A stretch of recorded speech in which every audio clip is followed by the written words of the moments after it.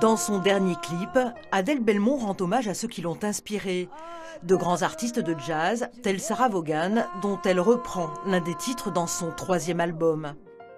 Si Adèle Belmont vibre pour le jazz, elle n'en oublie pas le chant lyrique, une discipline qu'elle maîtrise depuis longtemps.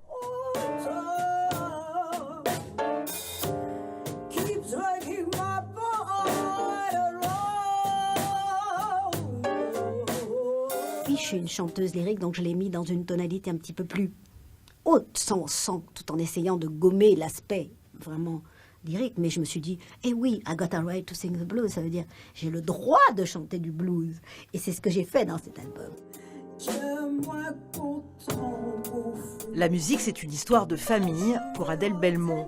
Elle s'initie très jeune au piano classique et s'oriente vers l'art lyrique et le gospel.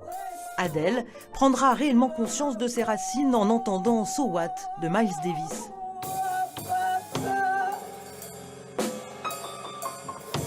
Moi qui suis une Martiniquaise d'origine, née à Paris et qui n'a pas eu la chance de grandir dans cette chaleur créole, tout à coup, c'est comme si je me souvenais de tout.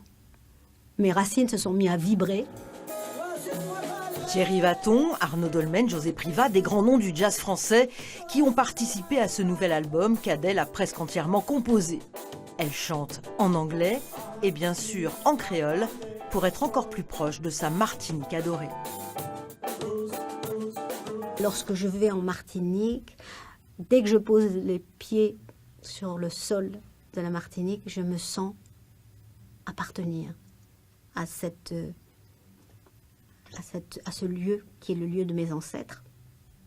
Et je sens qu'il y a une vibration très particulière pour moi là-bas. Ne manquez pas Adèle Belmont.